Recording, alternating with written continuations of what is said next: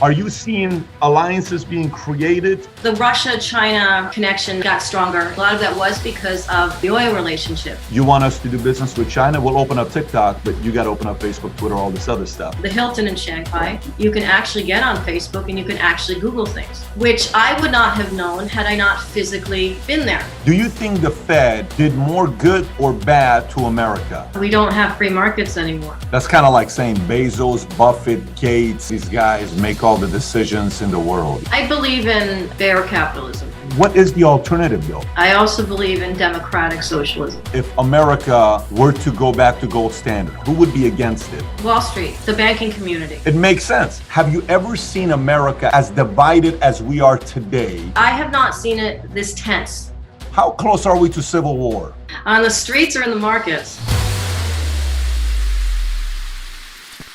So I have an interesting guest with me today. I have Nomi Prins. I'm going to say the last name right. Nomi Prins with me, a guest that's got a lot to talk about when it comes down to the economy. She used to work 2 years as a managing director at Goldman Sachs, and she was there on the 29th floor when 9/11 happened and plane flew right by her corner office at Goldman Sachs. If you got a corner office, you got a corner office. I mean, that's where you want to be when you're working at a place like that. She was a senior managing director at Bear Stearns for 7 years. Senior strategist at Lehman Brothers, analyst at Chase Manhattan Bank. I mean, I can go on and on. Got her bachelor's in mathematics, my kind of a person.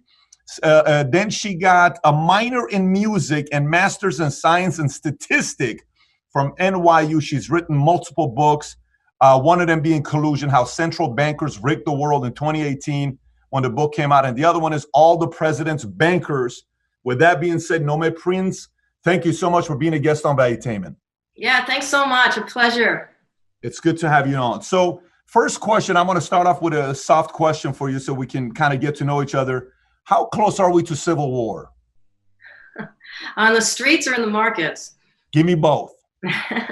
Well, here's the thing. Over the last 10, 11 years since the financial crisis, and then you add on to that this pandemic, we've reawakened the economic instability that's inherent to many, many components of the economy and the population, right? So when you mix economic instability with crisis, with inherent problems that exist, whether it be social tensions, racial tensions, economic inequality, and you mix that all together, you have a very perilous situation.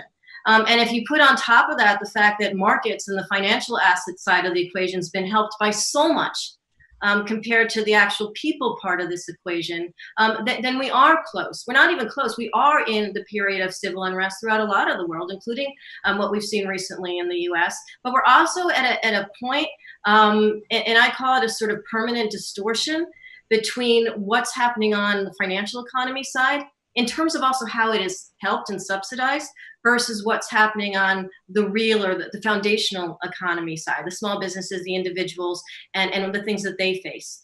So that's where I think the civil element and the economic element are actually very much part of the same thing. Okay, so you're saying we are there, we're not almost there, we are there.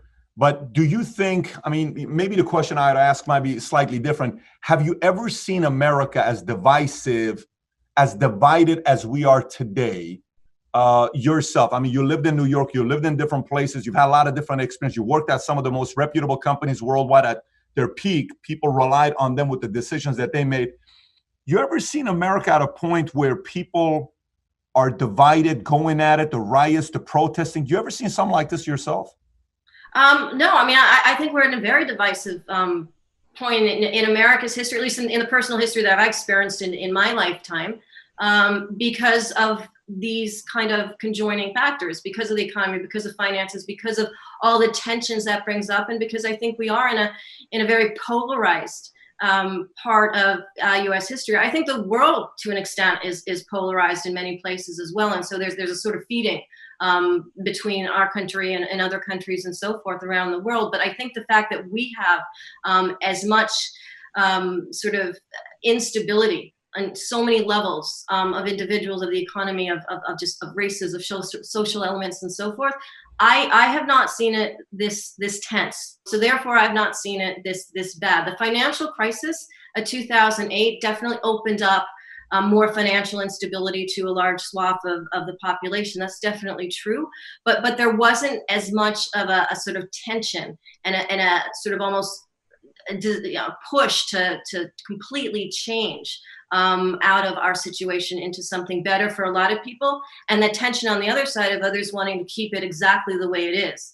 And so that tension, I think, is really much more apparent now in the wake of this pandemic than it had been in the wake of the financial crisis of 2008 or anything that I have experienced. And that includes the wars that, the U.S. has been in, and the demonstrations against those wars, demonstrations to reduce debt throughout the world, and so forth. This is more visceral. This is more spread out at the foundations of the country.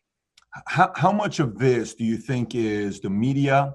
How much of it is China trying to take over, meaning of control of power? Because there's a lot of moving parts right now. You got pre-coronavirus, we were talking Brexit, we were talking China, we were talking tariffs, we were talking Venezuela, we were talking Saudi Arabia, oil, Iran. We had a lot of different things we were talking about pre-coronavirus. So how much of it's media? How much of it's China? How much of it's coronavirus? How much of it do you think is Trump and or anything else that I may not be saying? But there's got to be something that's the tipping point that's causing this. What would you say it is? I think there's a number of things that you mentioned that kind of come into play in sort of a pie type of portion, right? So, and I'm glad you bring up sort of how the international community, the international sort of globalized world was before the coronavirus, and now how it is, because a lot of it's the same, right? There's more tension now, there's more uprising now, but a lot of the issues are still there. For example, trade uncertainties between the U.S. and China, the sort of battle between the U.S. and China in terms of who's going to be the most legitimized superpower going forward that's going to mark the 21st century. We're still in the young part of the century, and a lot of stuff has gone down in terms of money-related crises during this century, but the result has been a lot of isolationism, sort of a new form of populism, a new form of sort of tariff controls and battles from that element of economics. And I think that's going to be ongoing to an extent. The China leveraged a lot of what happened in the financial crisis of 2008. I've analyzed this a lot and talked about it a lot and been there and so forth since the financial crisis. But they basically leveraged the situation where our Federal Reserve, the way the U.S. whole monetary system was created and then moved into the new part of this century, and all the sort of cheap money and the asset buying, all the programs that the U.S. began in the wake of the financial crisis, and they physically leveraged this to do a number of things. One is to get the Chinese currency, the yuan, into the SDR, the security basket of the IMF, so to become a little more legitimate currency in terms of trade. And they openly use that element. When I say they, I mean the former People's Bank of China head, in conjunction with the IMF. So they were trying to sort of pivot their power from the standpoint of our sort of loose monetary system with their more dedicated, as they saw it, monetary system. So while we were using that money as a country to basically invest ultimately in financial assets, the markets, and so forth, and they did quite well as a result, they were sort of using it to build alliances with countries that had been weakened in the wake of the financial crisis of 2008. And they did this with the BRICS countries. They had the alliance with Brazil grow substantially, such that they became the largest trading partner with Brazil relative to the US. And so there was this juxtaposition, this fight that was going on since the financial crisis between these two superpowers. And now you bring in years of that into the coronavirus pandemic. And there's still a lot of obvious tension in that relationship. But we're at a situation now where China had the virus sort of first and sort of got over it. There's still cases. Beijing is still closing in parts, but sort of. And the U.S. is still sort of grappling with what that's going to look like over the number of months. And so China is able to kind of resurrect that sort of power position. But they're also doing it in a way where they're containing Hong Kong, and they're sort of annoying a lot of the trade partners that they've developed over these last 12 years. And so that could mean a pendulum switch back to the US. But yet we're in a weakened part of our economy. So I think that pendulum swing between those two superpowers and how countries get sort of caught up in between that is actually a major point of general economic tension in the world outside of where it relates to like the individual the population, to issues that people, small businesses, individuals are dealing with on a day-to-day basis. So I do think that's a big component of where we are here, because all the dominoes sort of fall around that from a large economical standpoint. And then you go down from multinational companies using both countries to middle, to smaller, to a supply chain, to small businesses. And there's a lot going on back and forth behind the scenes of everyday life for, real people. Typically when conflicts happen like this, what we're experiencing that's global, some relationships obviously deter, and there's a falling out, and then an enemy of an enemy becomes a friend. So right. People that weren't allies, they become allies. And so in this situation, are you seeing Russia, Iran, and China get closer? And are you seeing Iran, US, UK, and India get closer in this? Because, India's coming up. You just heard China's investing a few $100 billion in Iran, which obviously Asia relies on the Middle East for oil. 76% of their oil comes from Iran and the Middle East. Are you seeing alliances being created? And if yes, who got stronger, who got weaker? So that's interesting as well. So the Russia-China connection it got stronger in the wake of the financial crisis and into today. And a lot of it was because, and you throw Iran into that more recently, a lot of that was because of the oil relationship. China is majorly growing population. They have turned to invest in their new sort of 5-year plans in green infrastructure, sustainability, fast trains, and so forth. But they are reliant still on wanting to have an independent supply of oil. And that's one of the sort of pivots that they've made to sort of find stronger alliances, create and establish and grow stronger alliances where that can be the case. The relationship between China and Russia into this period has also been one of a currency relationship. They have agreed to effectively transact in each other's currency along the way. And that's a way of kind of moving that from dollar-denominated based trade or the old petrodollar-based trade that sort of evolved out of the 70s and into today. It was a way to sort of combat that. So yes, that has been one element of strength in terms of alliances. China had also strengthened their alliances in sort of the Asian region, in the smaller countries. And they had actually had more conversations until kind of recently that went quite well with Japan, who had been an old adversary of China, in order to sort of solidify their alliances and create a lot of sort of commissions and sort of new agreements between China and Japan into this particular period. There hasn't been anything new in the last sort of year-ish. And there's also been more tension because of the South China Sea and other things going on in that area. But so there's been a sort of back and forth. In terms of the US and the UK and the UK and the EU and the EU and China, there's a lot of moving parts in that. I think with the UK, how Brexit will ultimately look in terms of agreements relative to the EU is going to give us more clarity on what happens relative to the US. Because what's gone on in this 6-month period, as the UK and the US have been dealing with the virus, 3 to 6, however this lasts, the UK had for a while kind of forgot about their Brexit conversations because they were dealing with what was on the ground, which was the virus. Same thing with the US. So conversations between them had kind of taken a little bit of a back burner in terms of how trade agreements would look. I think that's going to step up. I think that relationship, which has kind of not really gone anywhere very recently, is going to step up.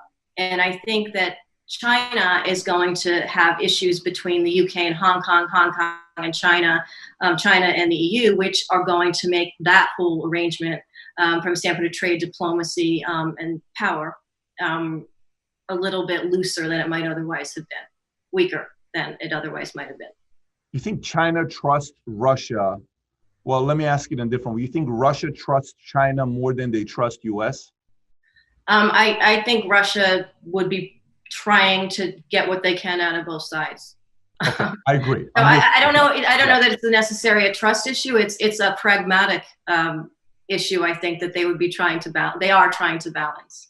I'm just wondering if they're trying to capitalize off the opportunity right now that there's division between U.S. and China to get in there and say, hey, let's make our power plays. Because the one thing China and Russia has in common right now, it seems like they both want to capitalize off of Iran, which is weak right now with the sanctions, and the people there, the economy is not good. People are afraid, and the folks of power want to keep the power. That's right. And maybe both China and Russia are saying, let's try to capitalize. We don't care about being good with America, but let's just try to at least take advantage of the oil that's there with the challenges that's taking place. But do you think, are we getting to a point, like, do you remember when China was number 7 economy, GDP, and it wasn't like at the top, and nobody really looked at China as anything crazy. We just kind of knew China was there. And when I'm saying this, I'm saying 30 years ago, 25 years ago. It's been a couple decades ago, right? And then all of a sudden they did the Olympics, and the opening to the Olympics, which was incredible. Everybody was like, wait a minute, that's the best opening Olympic show I've seen. Do you think India's getting close to the point where they can compete for the top spot, or do you think they're decades away from being there? That's really interesting, because the period that you mentioned in China, how it used to be. So my first big international kind of banking trip was to, well, basically China, Hong Kong, Philippines, Malaysia, that region. We did a kind of central bank trip, me and a couple people from Lehman who were working on some products. And so that was kind of my first international foray, because Lehman Brothers wanted to have more treasury government bonds sold into the Chinese central bank at the time. And so relationships was just sort of being created, and there was a power play on Wall Street as to who would basically become the People's Bank of China's, the central bank of China's, partner. And so that was one of the first trips that I went on. And at the time, the streets of Beijing were like, obviously it was a long time ago, but the streets of Beijing were just, full of, no outside Westerners, or very, very few. I mean, we were very, very unique in that respect. And I remember at the time, the whole story was, well, this is going to open. Like, China's going to open. It's going to be a big thing. It's central banks can get involved. It's monetary, sort of authorities are going to get involved, and it's going to sort of be the next big thing. And it took decades for it to really become that from an international perspective. But it's not like it wasn't doing it then. It was just on a very sort of back burner. Nobody's really paying attention unless you were in it, kind of thing. So with respect to India, they're ahead of that position because they have been part of the BRICS, because they have created, the NDB, the National Development Bank, which is kind of this idea that there would be an IMF or World Bank equivalent to the West, that was sort of run by these 5 major nations. And so they have been, and they have obviously a lot of a technological advance. They have a strong population, and they're trying to work towards becoming that superpower. I don't think yet they're at the level where they're that sort of challenge. I would say maybe they're a decade and a half behind China. Not that they're not growing, but to sort of, if you think of the world as having 3 superpowers, let's say, as opposed to 2, which really we have, I think we're about at that trajectory. It could accelerate, but that's kind of what's going on. So it's a growing trajectory, but there's a lot of competition, right, from the 2 big powers and everyone who's trying to stack themselves in between, as well, while India is trying to promote itself, to elevate itself, I should say. Do you think coronavirus and the stories and the speculation that, whether China released it or not, warfare, whatever you want to call it. Some say it came out, some say it's not. Let's not debate that, because neither one of us are doctors to talk about that. But I'm just saying, do you think that story hurt other countries trusting doing business with China? They kind of distanced themselves a little bit from China and started looking at other places where that could potentially benefit the people of India, where folks may say, look, I kind of trust India. They have a university called IIT. They develop incredible engineers.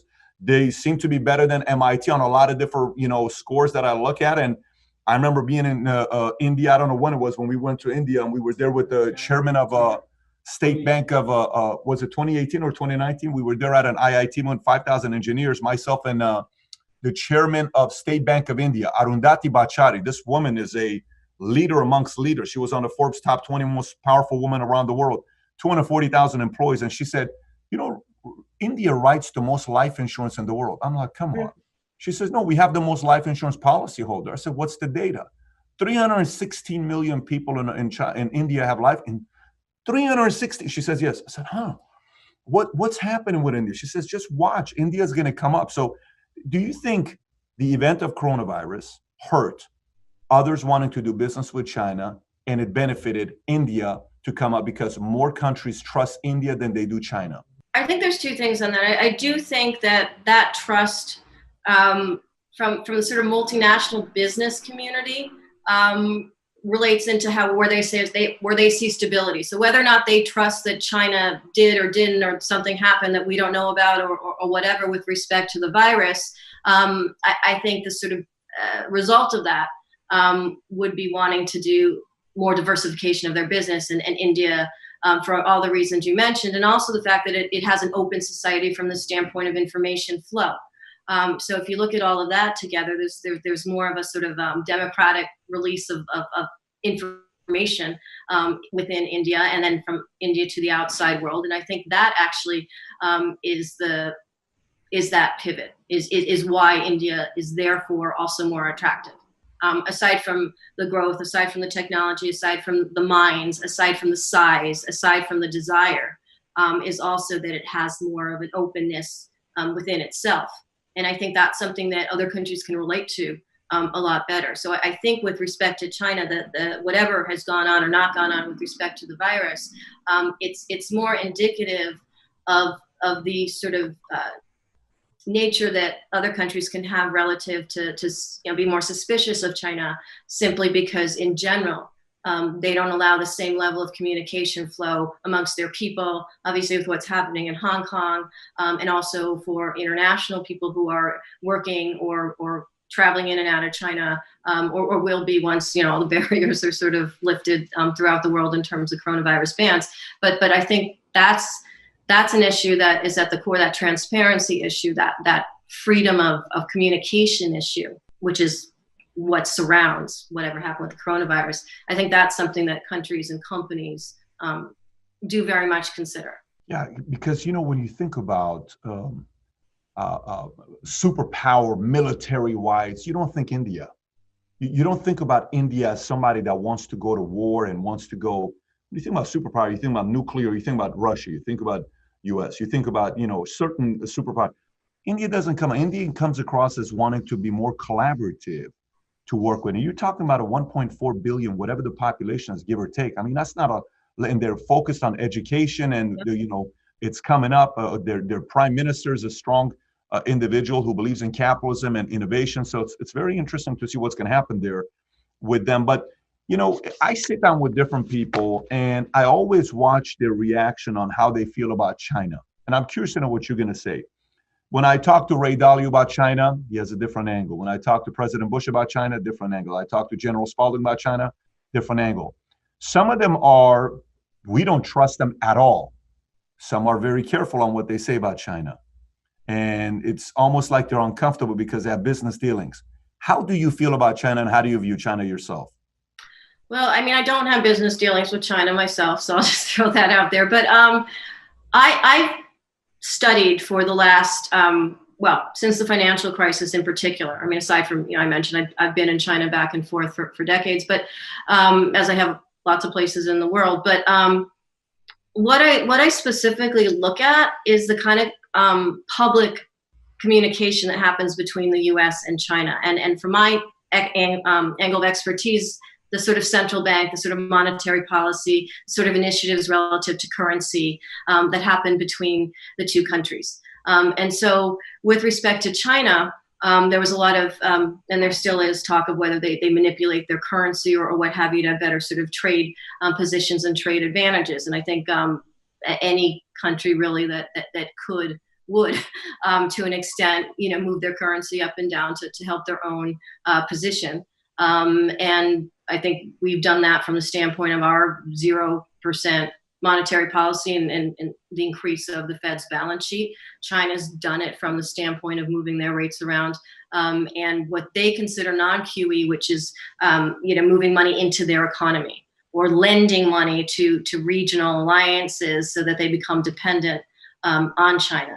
And so I look at more of a standpoint of how money is flowing around, and I don't really, and you can see from that perspective that there are points where China moved its money externally in order to build that strength, build those alliances, and then where they've kind of been questioned about overplaying that step, overreaching their alliances because of their military might. So from the standpoint of monetary policy, I think that they have tried to come into the world, but at the same, in terms of the IMF, in terms of trade, but at the same time, I think in terms of their military might or their sort of suppression of what Hong Kong wants to do and sort of their what they've done in the region, I think that's a negative. I think it's a negative for the region. I think it's a negative actually for China and for the world. So it's a negative for China and the world. Because if you're just in terms of, and it's not that, it's that if you have the ability as a country to forge alliances or to leverage weaknesses with other countries, and let me talk monetarily, not militarily for a second. It's one thing to do that, to take advantage of that and to grow and do that. And China has done that over the last 12 years significantly. It's another thing to then overstep your sort of military might. The U.S. does this also. This is what countries do. They become powerful, and there's this like moment.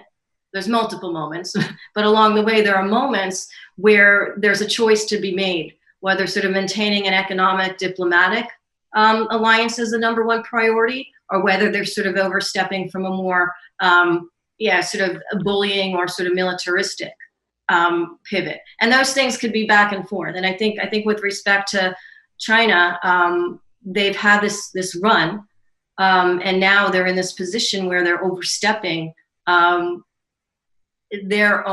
growth in their power effectively. And I think that's going to hurt China. And I think with respect to the US, that then potentially becomes an opportunity to the US, because I think there are lessons to be learned from using monetary policy, lending, investment to push your alliances as opposed to just, let's say, investing in markets. So I think both of these superpowers did things in different ways and do things in different ways, but there are lessons on both sides. Before we get into the Fed, because I think you were kind of alluding to that, which we'll get to that here in a second, is how do you think President Trump's handled the tariffs, the trade war with China? How do you think that's been handled the last 12, 18 months?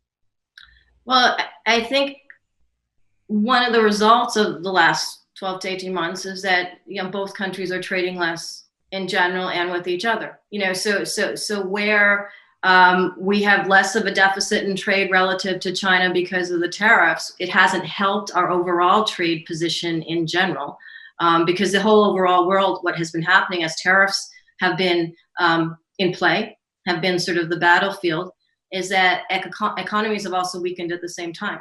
Now, you could argue, I could argue that economies have been destabilized throughout the world, US and China and every country around and in between, because of the uncertainty over tariffs. And I think the uncertainty over tariffs, we have them, we don't have them, they're going to be in a particular part of the industrial chain and a particular part of the supply chain, make it very difficult for certain businesses, particularly the ones that rely on physical things like steel, like aluminum, versus say the technology sectors, which don't as much. It's a kind of separate element of trade relationships, more intellectual property and another thing, but the ones that are more reliant on physical things, soybeans, agriculture, and so forth, it's harder for countries, but specifically the businesses that are running within those countries, to plan as long as there's uncertainty over tariffs. So I think that the way in which tariffs have unfolded throughout the world have led trade policy in general to be viewed with just tension. And I think as a result of that, if we just take out the coronavirus for just a second, which is just, smash things right now further, we were looking at slowing GDP growth in the US. That was happening throughout the world, as, again, not just because of these tariffs or just because of trade, but, it's a cycle. One sort of relies on each other. on each. And I think that that's one of the things that has been the negative of this particular tariff battle, is that it seems less planned and more reactive on all sides, really, than sort of a more consistent trade policy could be that farmers, that, you know, in industrial engineers that use steel and aluminum and build bridges or think about infrastructure planning, you know, have had to deal with. Yeah, I mean, 128-month expansion, whatever the number ones, whether we hit 129 or 128, I mean, that's the all-time. It's insane to go that many months, assuming it's going to continue. Right. That's just not sustainable. Right. But, you know, I just, what is the alternative, though? Meaning, when you're saying negotiating with tariffs, when it happened, it hurt a lot of people, both America and other countries. What is the alternative of not pushing China, that for decades, none of the presidents, both on the left or the right, has pushed China? They're just kind of accepted the fact that a lot of these tariffs have been in place, and we've said we're fine with it. What would be the alternative? Just leave it the way it is? Because whatever administration that decides to go strong against China, whoever that president is that does it, they're going to have so many opportunities of it backfiring on them. I mean, there's just so many opportunities, because you have 4 years to get it done. And if you take the 4 years, take one out, because one of the years you're going to be campaigning. So you got 3 years, right? Because that 1 year, it's so painful. So, and then take the first year out. You really have 2 years to get it done. 2 years is not enough to get something done with China to negotiate the tariffs. And anybody who takes that position, it's going to be disastrous for their reputation. It could be great, it could be bad. So what approach would you have taken if you're sitting, Trump calls you and says, I want you to be one of my advisors when it comes down to the economy on dealing with China? What counsel, what advice would you give when dealing with China on how to handle the tariffs better than the way it was handled? So first of all, the way it was handled wasn't just about China. There was a lot of tariffs that popped out, you know, to Canada and to Mexico, and then to you, and then EU to us. But what happened was just the way of tariffs became very sort of spotty. And shotgun approach, just kind of like, hey, just put a tariff. Well, I'm going to do this. No, I'm going to do that. No, I'm going to do this. I got it.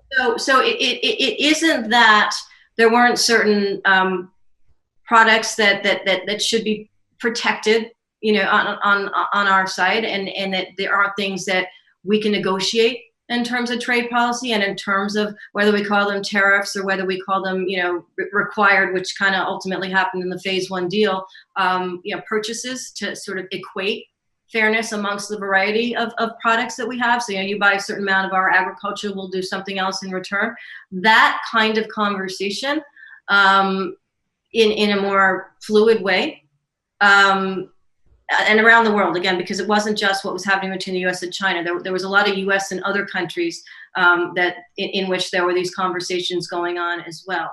And I think that had they been a little more, my suggestion would be to have those conversations be a bit more strategic and sort of fluid from the get-go. That isn't to say that everyone does what they say. It's not to say every country's trustworthy. It's not to say everybody will do what they promise to do. However, in the basis of creating an agreement and a trade policy, I would look at what what our partners need and what we need from them. I would negotiate on those components mostly. If I am looking at trade policy with China, I would sort of ring fence that, and I would try to make it phased from the sort of beginning, as opposed to, I'm going to do these tariffs till this date, and if you don't do this, this is going to happen, and then this is going to happen. And I understand the nature of the sort of market part of that, but what it creates is a lot of instability in the supply chain all around that as well, and that in general has had a deteriorating effect. So it's almost like it's almost like that deteriorating effect made it harder to have the same impact of the trade policy than it otherwise could have been. So I would have probably sat back, said, take a breath, take 10. What do you actually want to accomplish? Do you actually want to involve, you know, wine from France, or, you know, whatever? Like, you know, what's the actual focus here?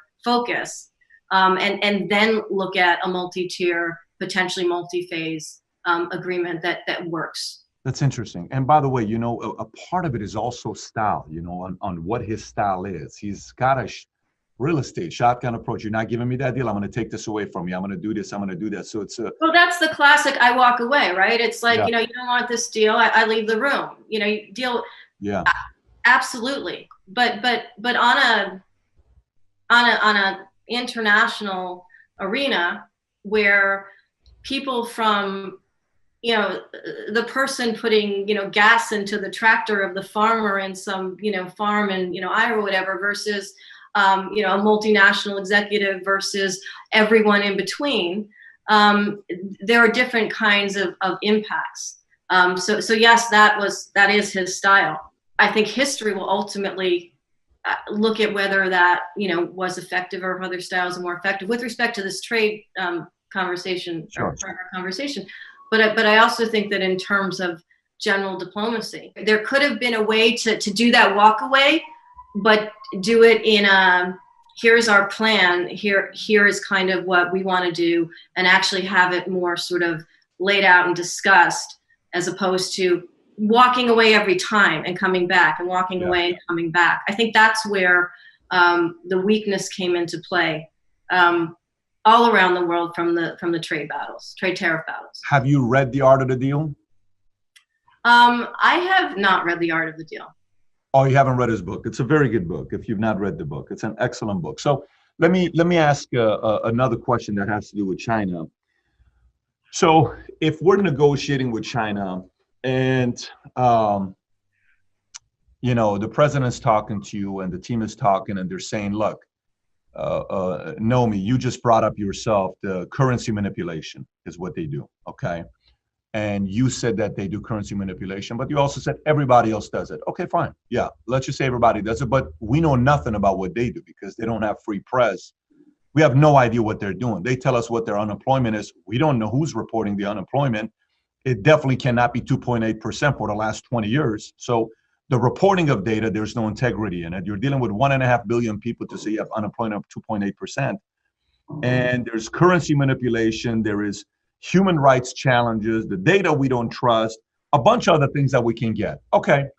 You think it's fair to negotiate and say, moving forward, this is what we would like. We would like to see you open up China and allow Facebook, YouTube, Twitter, LinkedIn, all our social media platforms to be there for your users, so we can feel more comfortable opening up, a business relationship with you and lift some of these tariffs, because through the media, with our media networks being there and our social media networks being there, all these Facebook lives and videos, we can see how people are being treated. Do you think that is a point to put in there as for negotiation for us to be able to see a little bit more of transparency with their model and how they're treating their business? Do you think it's a fair point to negotiate? Yes, I do. And as I mentioned before, I think one of the main issues with regarding trust, and what we talked about, so whether it's the coronavirus or sort of beyond that, is that element of openness, is that element of information share, which is better, for example, obviously in India, is that idea of that transparency, because whether it allows us to see what's happening from a human perspective, from an individual perspective, from a small business to small business alliance perspective, say between the U.S. and actual, people running, same forms of shops or restaurants or whatever in China, I do think that is important. You may have seen this in your trips there, but I find it, for example, I continue to find this interesting. I just had this conversation recently with someone who goes back and forth a lot. Is that in Shanghai, for example, and I can't speak to other areas, the Hilton in Shanghai, in particular, has these sort of clubby thing at the top, and everybody sort of comes in, whether they're in textiles or equipment or technology or programming or whatever, and they all sort of like hang out and they communicate with each other, and then they sort of go their separate ways. And it's a very sort of internationalized element of China. And there you can actually get on Facebook and you can actually Google things. So it's like there's this, and I don't know if that's still the case. This was just in the recent couple of years, but I did find that odd because it was this. There was a separate anti-firewall sort of situation in a particular area, which was particularly critical. And it was in Shanghai. Did you hear that? Which I would not have known had I not physically been there. And and so there is a capacity to perhaps do what needs to be done when it has a very particular business focused outcome, perhaps, than from the standpoint of the overall country. And so this was before tariffs. This was before this was when I was writing Collusion. So I would say this was 2016, 2017. Probably 2016 actually, it was before the election. But the point being that if you talk about transparency and the sharing of communication platforms and information from that perspective, I think it is important in today's world, period, whether that is for business or for humanity, to have that open policy and to request that open policy. And to have that open policy be a criterion potentially for trade agreements. Exactly. That's the part. And I don't know why administrations in the past haven't negotiated in that manner, both on the left and the right. They just kind of left China alone. And the way we left China alone, we allowed them to be a superpower that they are right now, number 2. It was with the help of America. You take America out, China wouldn't be number 2. China needed America to be number 2 right now worldwide. You know, I say this to you because yesterday an article came out on Business Insider talking about FBI head. I don't know if you saw this or not. FBI head calls China the greatest long-term threat to the U.S. and alleges China plots to steal U.S. data and forcibly repatriate its citizens.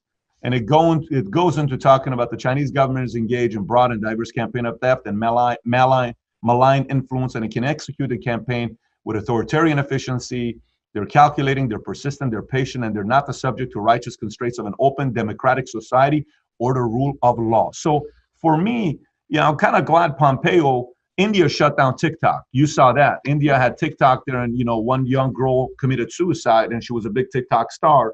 India that just said, let's shut down TikTok because China was able to get into it and pull up all your data. Like if you use TikTok on your phone and you leave it on, China can go on your phone and pull up any passwords and anything. They just said, oh, we didn't know we had that.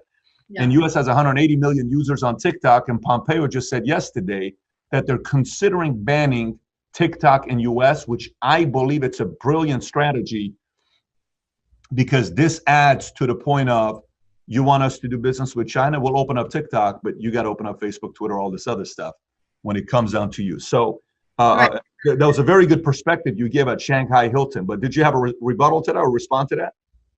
No, I agree that the idea of having a sort of quid pro quo for the sharing of information platforms, the opening of information platforms, I think it's a necessity today, honestly, to have ultimately trustable trade relationships, agreements, and also for companies doing business. Now, it's not, international companies will be doing business in and with China.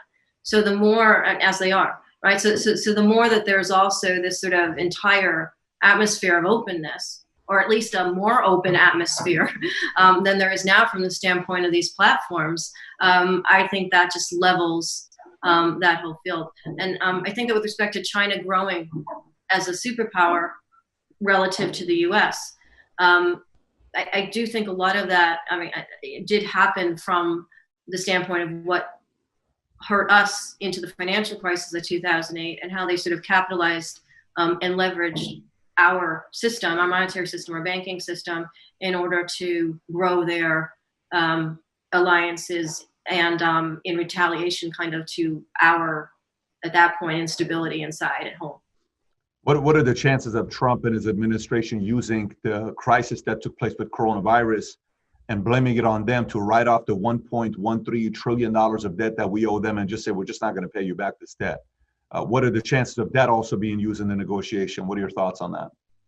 So my thoughts on that are that over the years, there's been a lot of back and forth on how much the People's Bank of China, how much China owns of our treasury bonds, our debt, and whether they will dump them from their side. So there's always been that question. Can they do something to us by dumping treasuries? Can we do something by them by refusing to pay?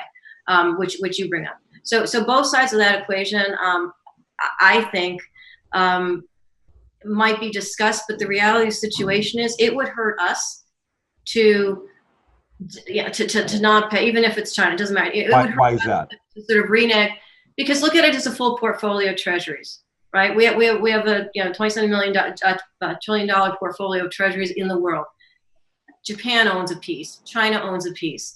Different central banks throughout the world, including the Fed, own a piece. Individuals own a piece. Pension funds own a piece. Right, everyone has a piece of this portfolio. Sure. So just imagine you take out 5 or 10% of a portfolio like that. Right, you all of a sudden basically devalue, and this is the little price devaluation. I mean, I'm not even talking about the implicit guarantee or the government guarantee of our treasury bonds or anything like that. I just mean physical, portfolio math. That all of a sudden you have a situation where you devalue yourself, your own debt, by either not repaying debt. And China, that was one of the reasons why they didn't, I think, sell all their treasury bonds. They stopped buying as many. That's true. Right, so they already kind of tried to play that. But what they also tried to do is look at their portfolio of treasury securities and say, you know what, if we just dumped them, like the world was saying we might do, that would devalue their portfolio. It would obviously devalue treasury bonds, but it would also devalue that. And it's the same thing for us. If we decide to do anything that calls into question, even with whichever country owns our treasuries, I personally think that would be detrimental to our own debt, which would make our debt more expensive because there's so much of it, our public debt, which would make it harder for us to run our budget and so forth. Because it only takes 5 to 10% of a portfolio declining. I mean, to just smash like the rest of it from a standpoint of pricing. It's a very different perspective. And I appreciate that insight, because it makes you think about, but is there a way to say, return the shares or write it off, not versus not even wanting to do it, because if they do, then on the credit market, our, reputation is hurt, and it's going to hurt us to deal with other nations when we have money that we need, et cetera, because China's not even the biggest holder of our bonds. It's Japan's first place ahead of China by like $100 billion or $200 billion. Right. I'm just curious to know if that's going to be used or not. Again, I watch, you know how you negotiate, you have 20 different things on the table. And you say these 7 things I really want, and these 3 things I'm not willing to touch at all. And they say these 8 things we really want, and these 4 things we don't want to touch. And you but you don't know that person's, they don't know yours. And you kind of assuming. I wonder if that's being used on the table by either party to use it as a motive. And by the way, China may even use it to say, look, here's what we'll do. You owe us this much money. Here's what we're willing to do. I don't know. I'm just thinking if they're the level of creativity that's going to get to when they negotiate. I think that's interesting. I think, whether it's on the table or not, and, it might be, but the reality is China's effectively lent us money, and we either pay them back or don't, right? I mean, that's the sort of, scenario we're talking about potentially, but they can choose not to lend us money. They can let their portfolio run down, and that's actually a position of power in terms of debt holding that they have relative to us. Because if we say we won't pay, it hurts us more than if they run down their portfolio and just don't buy more treasuries, which kind of has been what they're doing. As you say, Japan has jumped ahead of China in terms of who has the biggest book outside of the US. Actually, the biggest book is the Fed. So years ago, this wasn't even like a thing. So now basically the Fed has the same amount of treasuries as China and Japan, which kind of dilutes their shares, if you will, in the portfolio of treasuries. So I think it could potentially be a tactic, and it might even be something that's thrown out and that, financial media or discusses, and that could hurt or help the treasury market depending on what side and what day. But right now, I think that it would actually harm us, particularly with how we're increasing our debt load into the coronavirus pandemic after the financial crisis, and with the Fed's balance sheet, just ballooning. Then I think it would hurt them. So we're talking about a president who got the bank to write off $900 million of his debt. So I'm just saying, in his mind, if he treats everything as a business, and even his tactics of, You don't want to do this for us? 25% tariff. Mexico doesn't want to do this? 25% tariffs. Oh, I'm going to lift the tariffs. I'm sorry. 3 days later. Oh, Canada. Oh, I shouldn't have done that. It's like, it's so shotgun, you know, Shotgun. but I'm just saying, assuming his reputation and his method of negotiation in the past, you know, to him, it's only one additional zero. You know, he's only dealing with a couple of additional zeros. He's not dealing. That's the only difference for him. He doesn't see it as anything more than that. I believe. I may be wrong. Who knows? So let's talk about Fed. Let's talk about the Fed, because you've spoken about the Fed before. And I've had Danielle DeMartino Booth here. I don't know if you're aware of her. She, Yes, I know. okay. And we've had other people that we talked about the Fed before. But, you know, one question for you is, the Fed has always got a lot of conspiracies tied to it, right? It's always why it got started, who started it, what was the motive behind it. You know, the whole Jekkyl Island, you know, the whole Jekkyl Island. So I don't know if you've read the book or not. Maybe, I don't know if that's the book you've read or you haven't read that one. So I actually spent time at Jekkyl Island. I went through the actual physical. So you're a part of this whole deal. We finally figured this out. See what happened, to actually see for myself, as I do when I do research, to talk to their archivists and actually look at one of the books that they had guest books. This is not conspiratorial, this is just a fact. And who signed them, and who signed them around 1910 when the sort of origins of what became the Federal Reserve Act of 1913 were discussed. And I have read the Jekkyl Island book. In fact, I've also read all of the presidential archival papers from Woodrow Wilson through Taft, you know, before that, and also from the Morgan Library when I wrote All the President's Bankers. And part of that, Patrick, part of that was to see for myself. I wasn't born an expert on the Fed. You know, I was in banking for a long time. The Fed and rates were an Alan Greenspan, and waiting for what he said was very important when I was involved, specifically working in investment banking. But to see what really happened. And whatever is said from a conspiracy or not, the reality is that the Fed was created out of necessity, because there had been a panic in 1907 in New York. And it was a situation whereby the bankers were called upon, Morgan and a number of key bankers were called upon to try and calm things down by Theodore Roosevelt, who otherwise was a trust buster, who otherwise didn't trust, you know, big business in general. But that was what was required between the president and the bankers at that time. But what it created was an uncertainty among the bankers as to how they could ultimately save themselves in the next crisis. And that was one of the impetuses for figuring out how to have a central bank, a reserve of money somewhere that could ultimately, and they didn't use these terms, these are, you know, I'm putting today on yesterday, but be bailed out if it was needed, or have the markets be liquefied if it was needed. And that was one of the ways in which the Federal Reserve ultimately came into being when it came into being in 1913. It didn't happen under Roosevelt, didn't happen under Taft, it happened under Woodrow Wilson. But it was a pretty bipartisan push, so it didn't really matter who was president. It was an issue of timing. And that ultimately created from a meeting that had happened at Jekkyl Island in 1910 to the establishment of the Federal Reserve through that act in 1913. And the Fed has most recently, in the financial crisis of 2008, fast forward about 100 years, very much helped the markets, the banking system, and expanded its capacity, you know, by trillions and trillions of dollars most recently in order to do that.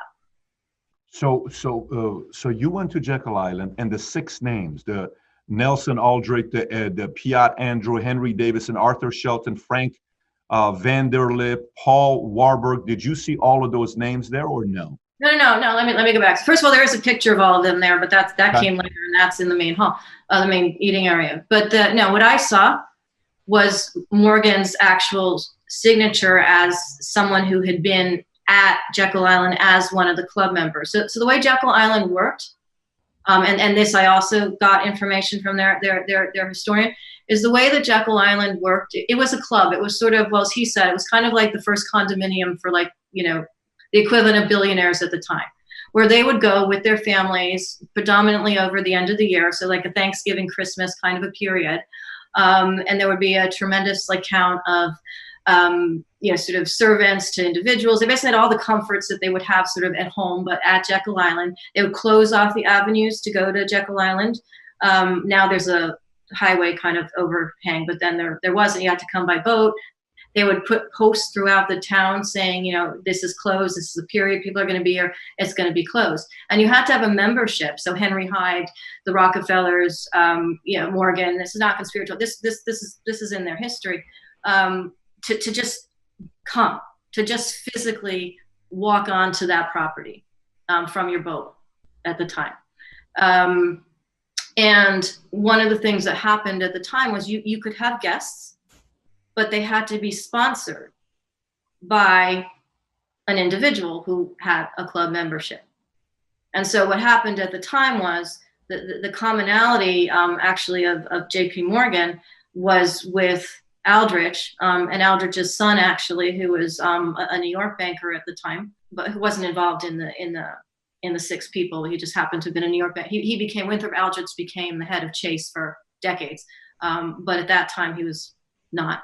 But the point is there was that relationship, and it was Morgan that actually just had the pass. He wasn't there, he wasn't involved, he was not physically at all at Jekkyl Island at that time that the origins of the Fed were being discussed. But he was the name on the book that was associated with these individuals. And so that's kind of how it came down. They would otherwise not have been able to just get physical access onto the property. It's like any elite club thing. It's like you invite people in or they can't come in. You're talking about 6 men apparently that controlled a quarter of the wealth of the world. That's the data that you hear about. So it's you read about it, but again, so a lot of people said it was a spoof about what the author wrote about him, and he said a lot of other things. But it's a story that picked up a lot of attention on how the world wealth is controlled by a few handful of people. How much do you buy into that? Well, so these 6 people weren't necessarily all those people. What happened was, like, Frank Vanderlip, who was one of the people, was a sort of VP at National City Bank, which is now Citigroup. So I mean, there are different people that were involved in the major banks at the time. So yes, there was an awful lot of money represented at that meeting, and Nelson Aldrich was the head of what we now consider the Senate Finance Committee. And so he was a very established senator, and he had been going back and forth to Europe around this time anyway to collect information for Congress to create a central bank. So it wasn't like that, this was all done at the spur of the moment. This was something that was sort of being done and sort of being analyzed for a while. But what happened was the plans, the blueprint that was created at Jekkyl Island, that was then presented to Congress in 1910, and it was debated in Congress under Taft and then ultimately under Woodrow Wilson. Those blueprints were presented to Congress, and this is in the Congressional Archives. This is not, this just happened. And I have the footnotes in my book, but this was something that's actually occurred. 2 of the bankers actually presented the idea to Congress initially because Nelson Aldrich actually had been ill for various reasons at the time, or at least that was said at the time. In fact, and this was in the New York Times at the time, he had been hit by a trolley car. If you can even imagine trolley cars going down Madison Avenue.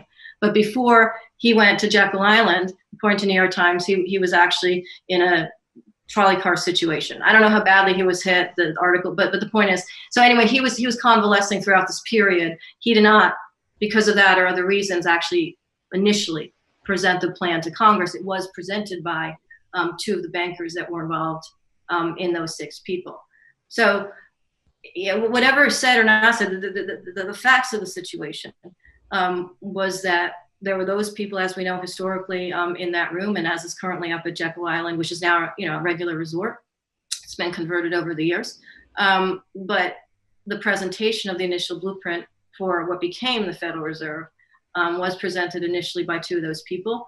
And ultimately, it was passed several years later with a lot of back and forth from multiple bankers and multiple senators and multiple House of Representative Congress people to figure out how they could pass it in such a way that it was palatable to sort of the electorate, to the country. And one of the ways, yeah, sorry. I'm sorry, go ahead. No, I could go on and on. Well, by the way, it's very interesting. So the audience is going to be curious about this. So how much of what is written in The Creatures of Jekkyl Island is accurate, and how much of it is conspiracy? Well, I think the accurate parts had to do with the travel down to Jekkyl Island and how it was sort of done. I mean, it was done in a way to avoid publicity. Of course, publicity was different then than it is now. It wasn't 24/7. It was newspapers. Yeah. It was totally different. But so it was easy. It was easier to do that. But the sort of clandestine way in which, the dead of night and all that kind of stuff, it's dramatic. It's kind of more dramatic in terms of the telling of the story. But that did happen. In fact, in Frank Vanderlip's notes, and his family has a foundation established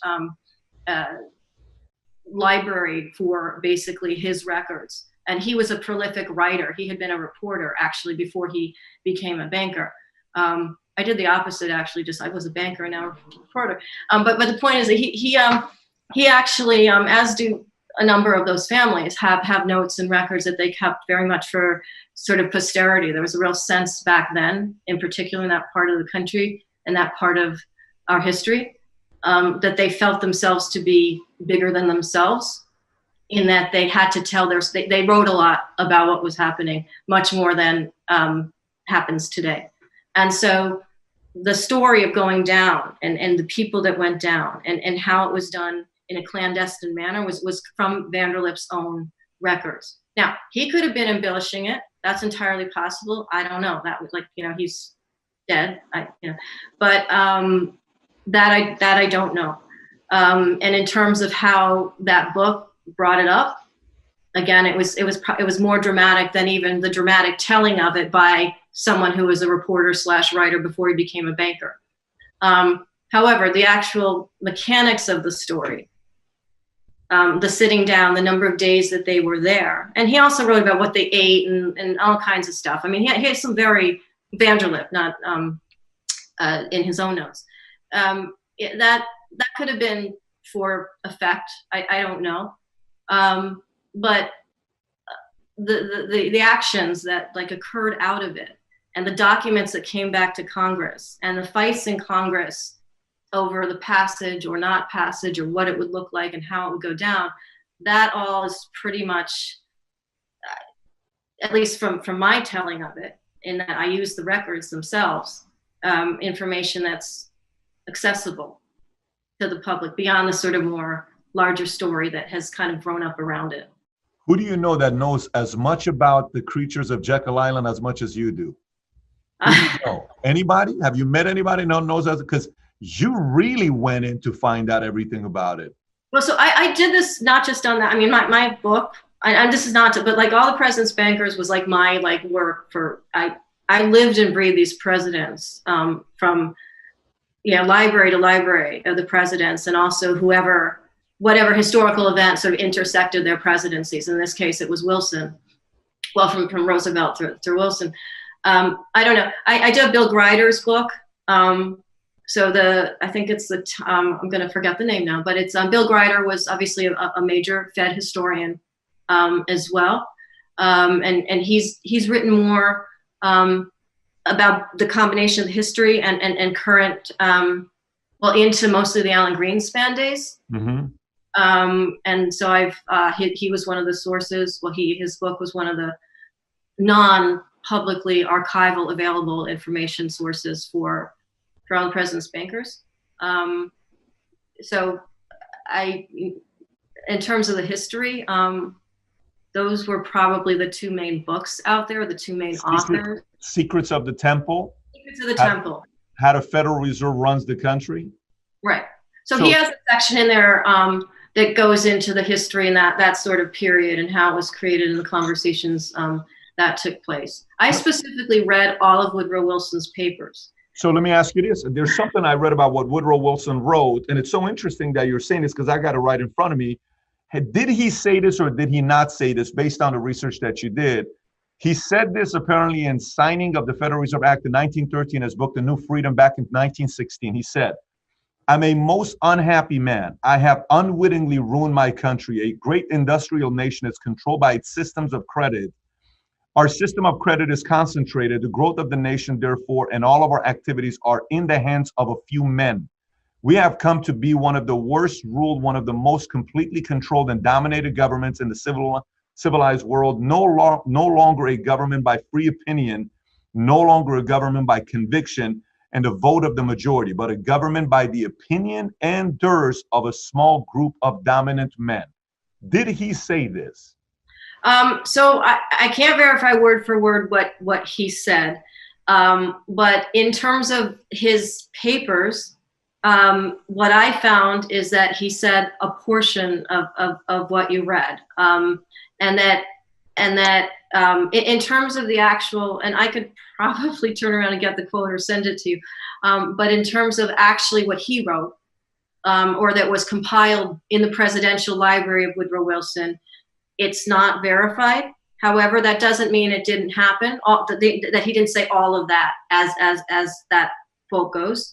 But it means that it isn't necessarily captured in the papers that are in the presidential combination of Woodrow Wilson's.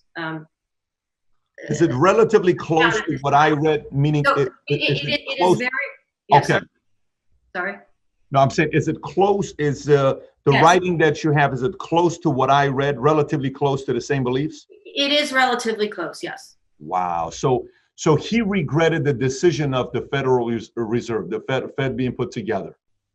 He regretted the idea of the Federal Reserve.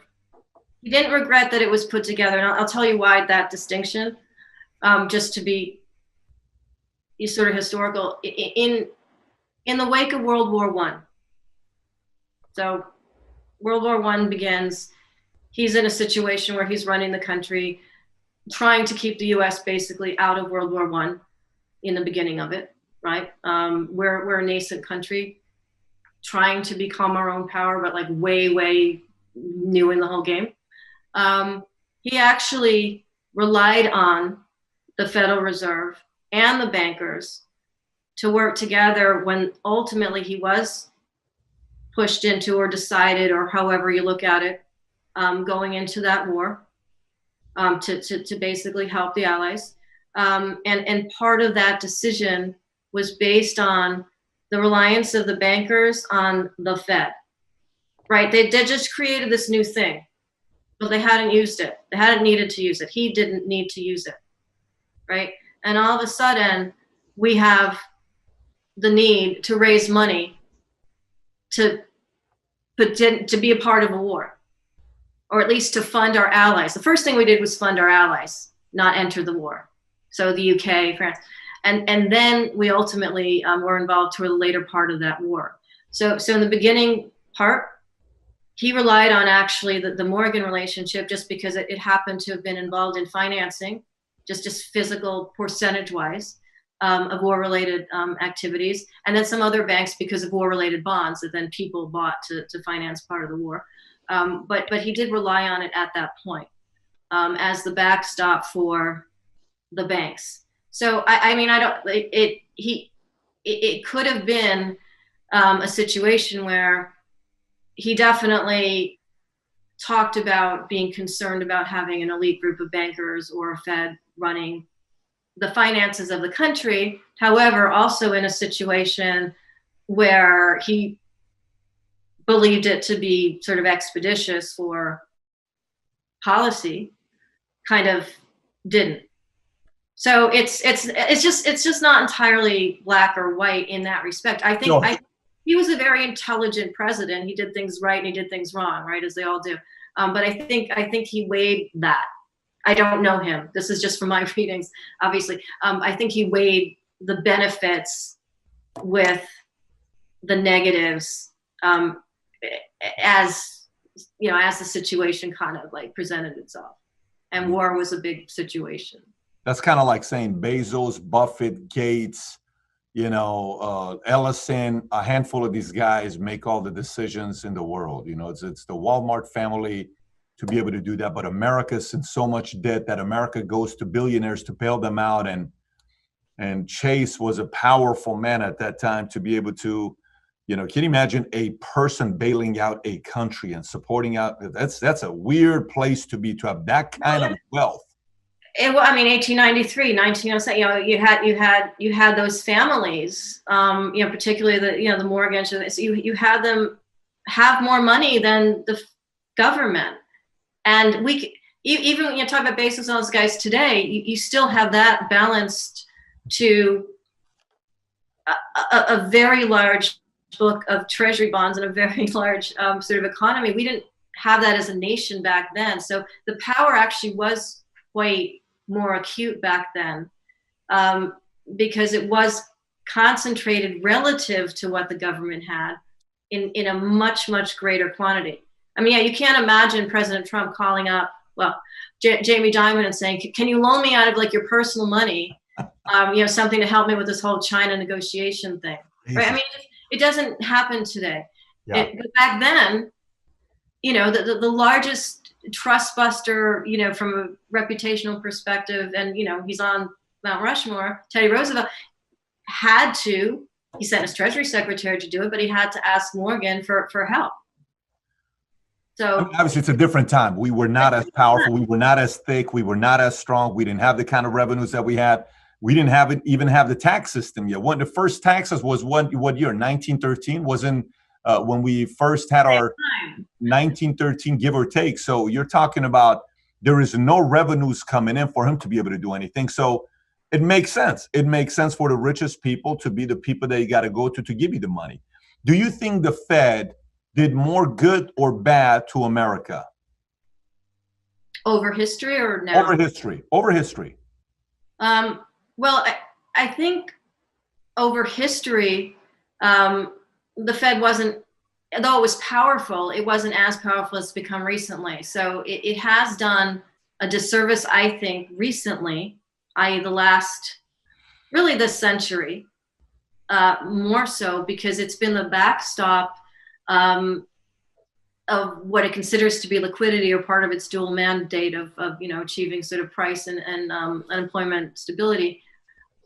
And in doing so has created a real financial hazard in terms of the cheaper rates and the buying of right now every single type of security, and also doing that in the wake of the financial crisis of 2008. So it's taken out, we talked about transparency before in a different manner. It's taken out sort of price transparency from the markets, and also the drive to use capital for the purposes of more infrastructure, more production, individuals' employment, growth, development, and so forth, because capital, by virtue of having been backstopped its risk that the banks had imbued upon us in financial crisis of 2008, before that, going into this period, has been backstopped by the Fed. And what that's created is this ultimately, I think, unstable environment where the Fed has to either continue to keep doing what it's doing in more magnitude, which it did this coronavirus pandemic versus the financial crisis, or things are going to collapse. And I think in the history of the Fed, there was more external ups and downs in the economy, but there was more of a sense, if you look at the post late 40s, 50s, 60s into the 70s, there was a sense of developing the country, whether that was from the standpoint of highways, of infrastructure, of bridges, of roads, of highways, of hospitals. At the time, a lot of building was done in our country in the middle of the last century, and that's because that's where capital decided it could get a return. It was for other reasons too, right? But from the standpoint, if we just talk about sort of capitalism and the Fed's risk and how that's destabilized the economy, which ultimately hurts the population, real people, and creates this disconnect between the financial markets and the real economy, I think it's been a negative. It looks good when there's a real crisis at that moment to throw money at the problem, but it doesn't actually sustain the economy beneath that problem, and it doesn't fix the economy. Not that it's its job, but it doesn't allow for the fixing or the sustainable planning of the economy because of that. So I think it's done more harm than good in this century, and I think it's a toss-up in parts of last century simply because other things were going on from an economic growth perspective that kind of competed with what the Fed was doing with respect to, at that point, mostly interest rates. I think a lot of people are going to agree with you on that. I think many people would agree with you on that, no matter what side of the aisle they're on. And but we're at a point of no return. What can you do at this point? Meaning, if we wanted to, we're in too deep to do anything about it. To make a change right now, sometimes you talk to these bigger companies and you say, AIG, your technology sucks. You got to change it. It'll take us 4 years to change it. Oh my God, I can't wait 4 years. Well, we're too big. We're so big. It's not like a smaller, nimble company, like when America was smaller, a little bit more nimble to make changes. We're at a point of no return. But who would hate the most if America were to go back to gold standard? Who would hate it the most? Who would say absolutely not? Who would be against it? Wall Street, the banking community would be against it. And here's why. And I don't see us, for the record, going back to a gold standard or, I just don't see that because of this, or among other because of this, because the banking community, having established a reliance on the ability to have our currency created when it's needed, Fed can grow its books, Fed can move the level of our currency up and down. So there is that symbiotic relationship between Wall Street, the major bankers, major financial institutions, and the Fed. It's most tight between those two groups than it is between, Facebook and the Fed or Google and the Fed. There's a very strong relationship between those two.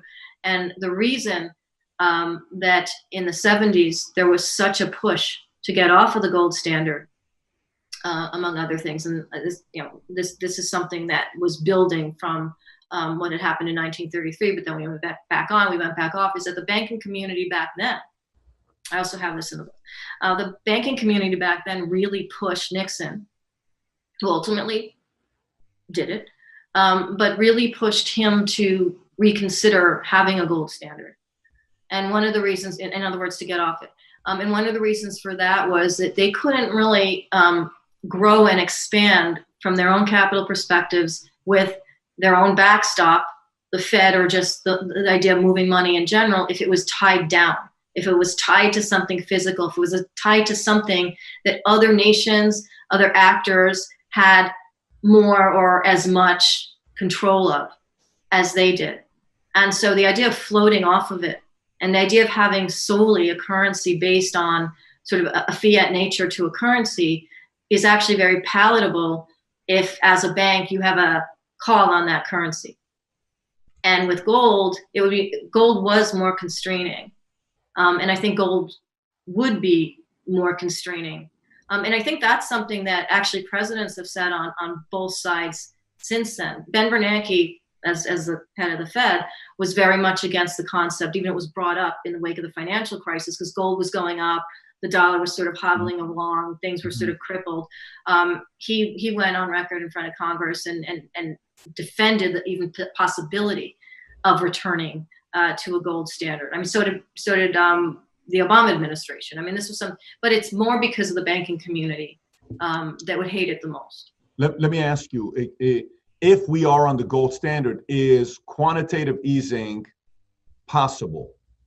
It's much harder for that same reason. Okay. Is it possible? It's possible if we're not 100% on the gold standard, right? Because you have that leeway. But if we are, let's just say if we are 100%, it's not possible, right?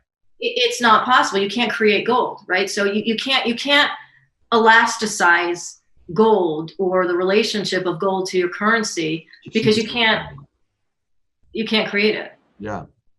It keeps a nation disciplined, though. I mean, do you think the right thing is to be on gold standard? Is that the responsible right thing for the future of a nation? I think simply being on the gold standard today, given the sort of globalized nature of today in currencies and sort of where they interact, I think it would just be difficult to actually achieve.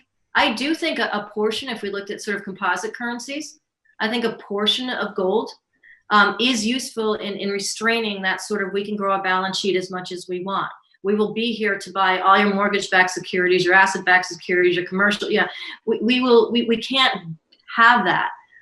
It would act, I think, as a way to contain that sort of balance sheet blow up and QE, which I think would ultimately be better because it would force sort of economic decisions that are based on real capital being available right now, as opposed to manufactured capital being available for markets whenever. Are you someone who studied the you sound like when you go into topics and you're obsessed about it, you fully go study everything. Are you someone that ever got any interest in the JFK assassination, or not at all? That wasn't something that intrigued you much. It's interesting. I do cover in All the President's Bankers his assassination, but not from this, not in a sort of deep dive. I more looked at his relationships to the banking community, to what he said with respect to Latin Americans who are opening the country and borders and everything else. And so I didn't. I don't. It's not my area.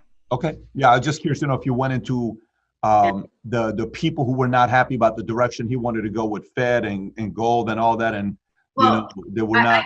I did look at the one comment about that because there was because there's so much out there. There's so much sort of inquiry over the concept of, was it the Fed, was it gold, was it that he wanted to take another direction, but sort of in a limited way. So I can't really. Fair enough. So we're not going to. I thought we were going to figure that out today, Nomi. I was hoping the world was going to figure that out today. I was on the grassy knoll though. I was there because I was looking up, sort of the possibility of, but it just didn't fit into the overall structure of. And it was a black hole. It would have been a very deep black hole. I would have never finished the book. Literally never finished the book. I agree with you. Yeah. I've probably interviewed 15. Mario, how many people have we interviewed on the topic of JFK assassination? I mean, from people who held the brain in the autopsy room to Clint Hill, his Secret Service, agent, but it's a black hole that'll last a lifetime. I mean, we had Robert F. Kennedy, Robert F. Kennedy Jr. on, and I asked him about how much investigation he did. He said he wrote a book about it, and he really went down the rabbit hole. If you've not seen that interview, the last 30 minutes is very interesting. So final thing here, topic to touch on before we go into the speed round is yourself. Do you consider yourself a capitalist? Would you say you're a capitalist? You believe in capitalism? I believe in fair capitalism. Do you believe in socialism? I also believe in democratic socialism. So what do you think is too much taxes to so I asked the question more with numbers. So you're a data person, and I've looked at this a lot. I'm curious to know what you're going to say. Let's take aside capitalism and let's take aside socialism. Let's not give it any labels. Let me ask this question. I make $100,000 a year. How much money is too much for me to pay the government in taxes? What should the ban be? I think that depends on where you live making that money, for one thing. So your $100,000 in New York versus your $100,000 in Iowa. Federal taxes. Just look at it from a federal tax standpoint. Don't break it down with state. So state California 13.3. If I'm in Tennessee, 0. If I'm in Texas, 0. Florida, 0. Just assume federal. I make $100,000 a year. How much is too much taxes for me to hand over to the government for the hard work that I put in? How much is too much? Of that full 100, again, it depends what you get back for. Given what we get back for it here, I think the 33-40% level is fair. Okay, but so that's on $100,000. That's on $100,000. So that's on $100,000. Okay, how about $1 million? I think on $1 million, I think there could be. I agree with a sort of proportional tax percentage on that. So if I say 33 1/3 or 40% is a max for $100,000, I could see that as like the first $100,000, and then sort of a gradient in a slightly lower direction to get up to the million, but still taxing, that is a proportional amount. So up to $100,000, 33.5%. Okay, up to $250,000. Let's just say you're saying 40%. if I'm making million up, what should be my taxes a million up? Well, again, I think you just do that same 40% or whatever the grid is. Okay, fair enough. Got it. So then, from 33 and a half all the way up to 40. Right. Fair. Okay. So then the state you're in, the state I used to be in, you're in California, I'm in Texas now. Your state is 13.3. Do you think that's too much to be living in a state of California? Well, there are certainly taxes in California. I do pay them, a lot of them. But I also think one of the things California does, which other states don't do quite as much, is it sort of does referendum out the things that people have to spend their taxes, the things that are voting, people can vote on to basically decide where their taxes go. You know, there's referendums on the ballot, right? It's kind of the equivalent of. So it's like if I'm getting stuff for my marginal proportion or additional proportion of taxes, I think that's, and a state does that well, or a nation does that well, if you sort of move out of California, I think that's a good thing. And so at a certain level of earning, it's not as necessary. But for sort of individuals on the ground where, you know, there's health concerns, there's education concerns, there's you know, safety concerns, all of that, I think money needs to come into the system to be able to sort of make it run. California is taking that to a whole different level, and they're losing a lot of people, especially the younger, hungry people, not the people that already made their money, because there's a different story between your money-making years versus you deciding you take your money to a place. For instance, I was in Monaco for our 10-year anniversary, my wife and I. We went there, and you know, the city is smaller than Central Park, right? And the life expectancy in Monaco is the highest in the world. People live 89 years. Yeah, this is after they made their $100 million and they moved to Monaco. That's different. You don't see a 22-year-old saying, I'm going to go make my money in Monaco, right? They're going to go to a different place. As a money-making years of your life, 25 to whatever the number is going to be, 55, let's just say, where you're willing to play offense and go out there and work the 12, 16-hour days, do you think it's fair, the kind of taxes a state like California is passing down to its people? Again, I think for the people just starting out and the people making less, that I would equate, you know, or sort of lower that tax relative to people making more, the people you're talking about who have more, who have more to be taxed than someone just coming in. I mean, I started out in New York City, where like my entire paycheck went to, I started out at Chase as an analyst. I mean, my paycheck basically went to taxes and my rent, and that was like it. So I do think that it does matter, like you say, you know, whether you're coming in early in your life, in your career, in your money-making situation, or if you're someone who works on tips, or if you're someone who works multiple jobs, or if you're someone who works gig jobs, that I do think it's better to have a lower tax rate for those people, to get them into the economy and to help them build that sort of stability relative to people who have made more or have more. That's what I was talking about in terms of a proportional sort of taxing, because that makes them stay. And it also brings a foundational kind of economic stability to those people, and therefore ultimately it goes forward into the revenues of a state, of a city like LA. If you have the people at the bottom, you know, able to move. Well, I mean, it's interesting you say that, and I agree with that. When I lived in LA and I would go down that 405 every day, I would sit there, I'm like, okay, let me get this straight. What the hell am I doing? Spending 2 hours a day on the freaking 405 freeway. I landed one day at 3:30. I wanted to go from LAX to Rafi's place to eat. It's 18 miles. It took 2.5 hours to go there. I would not, what am I doing to go 2.5 hours in 18, 20 miles to go to a restaurant? So, and then I moved to Texas, and I had a guy sitting next to me who was a socialist. He's not a capitalist. And we were driving, and he says, man, I don't like the fact that we have to pay the toll here in Texas. I said, well, the way Texas works is you don't pay state taxes. If you don't want to use the toll, then don't use it. Take the streets. You don't have to pay the tax. But in Texas, you pay taxes for things you use. In California, you pay for things you'll never use.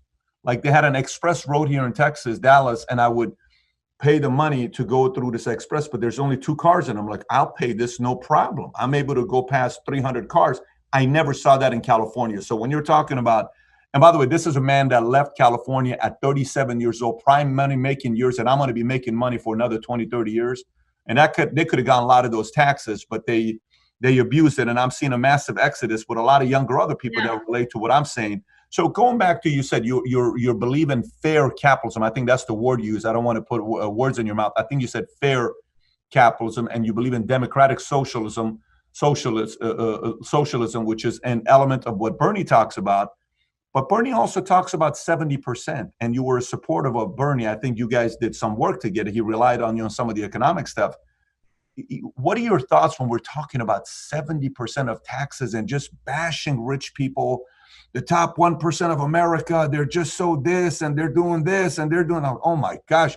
You feel guilty to talk about the fact that you make some money. It used to be a time people admired successful people. I mean, you're somebody that's made millions of dollars. You're somebody that's very successful. You're somebody that essentially is top 1%. If you worked at Goldman Sachs as a top person, you are 1%. What's wrong with going to the 1%? And here's the thing. I don't want to be in a Bernie bash moment, because I truly believe a Bernie against the Trump stood a better chance than a Biden against the Trump, because at least you know what Bernie stands. And that's one of the things I respect about Bernie. Bernie's Bernie. You don't know where Biden's at. When I looked at Bernie, I'm like, you know what? It doesn't matter if I disagree with this guy. And I respect the guy that has his own ways of fixing things, and he doesn't flip-flop. And I would have loved to see those two guys going at it, but unfortunately, I don't think we're ever going to see that, although it would have been incredible debates people would have tuned into. So going back to it, I watch your videos, and I've watched your interview with Bernie that you guys did, I think in 2013 or 2016. I don't know what it was. It was many, 2009. 2009. I watched that as well. I watched a lot of your work. You seem very reasonable. You seem fair. You seem like you're able to stay in the middle and kind of hear both sides of the argument out. How does someone like you, as reasonable you are, get behind 70% for rich people? So the work I did with Bernie was mostly on the Fed and the idea of, and on Wall Street. So the idea of basically creating, going back to fairness, sort of an auditing path, a transparency path, seeing what the Fed was doing, where it went, who was getting the most benefit. And this ties in. And also from the standpoint of Wall Street banks, to what extent were they basically creating securities and that was hiding the risk that ultimately we had all seen in the economy and the financial system, which I believe still exists. It's been papered over. The Fed's thrown money at it, so it's deeper in the system, but it's there. And I think that, so that's what I'm talking about when I talk about a fair environment. From the standpoint of 70% for of all of rich people, if you take someone and wherever you calibrate that number, and you say 70% of all of your income is gone. I do think from an income standpoint, not a wealth standpoint, I think that's very high. From a gradient, which is where I would disagree with an absolute level like that. What I'm saying is that there should be some sort of a gradient between someone more wealthy paying more of the initial part of their income relative to sort of a number that is that high. So it becomes proportional. You're not paying 70%. I don't believe it's necessary to pay 70% of your income. But I'll say this too. I think companies should pay more in taxes to avoid some of these situations in terms of getting money into the budget of our country, into reducing the deficit of our country, which of course now has grown because of the virus, and it does grow because of different crises. I think that rather than not paying taxes into the revenue of the Treasury Department, which right now companies pay about 10 to 13% of the full amount of revenue that goes into our coffers as a nation, it used to be much higher than that.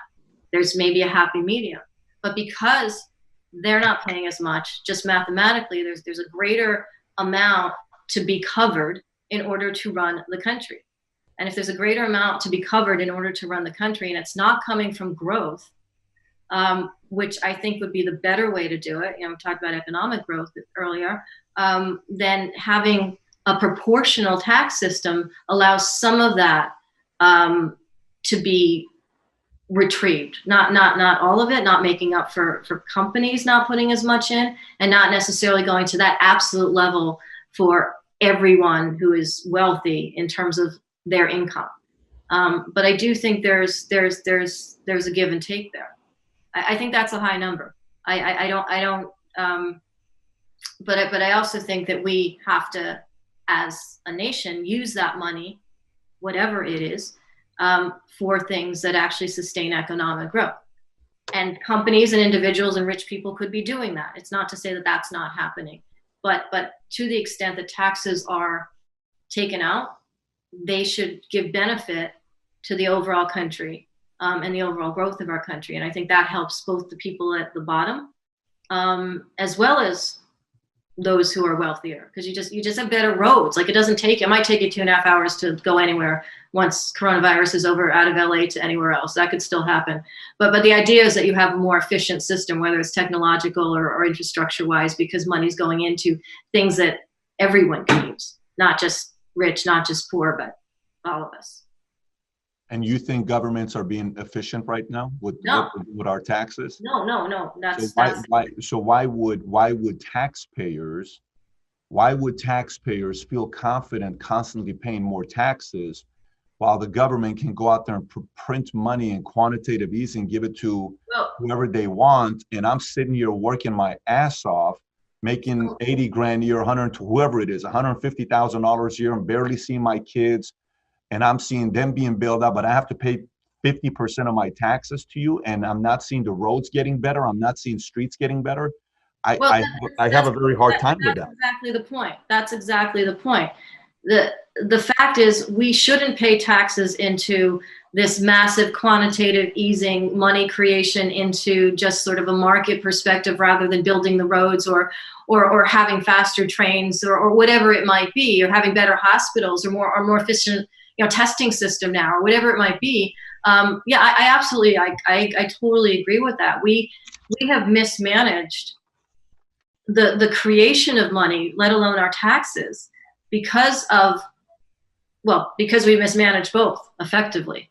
But throwing the QE into it, throwing the Federal Reserve's balance sheet into it, throwing that massive inflation of just the availability of cheap money that doesn't go into doing anything. I mean, I don't even see lines on the 101 when I get out of LA, and they don't paint them. They're old. You just make up your own lanes. That's the point, though. Why are they paying 13.3? And here's the thing, though, because look, I was telling you earlier, I lived there 24 years, and we're looking at 4 other places to go live, and we were looking to go back to somewhere around, what is that place right by Agora Hills? It's right outside of Agora Hills. It's a nice area.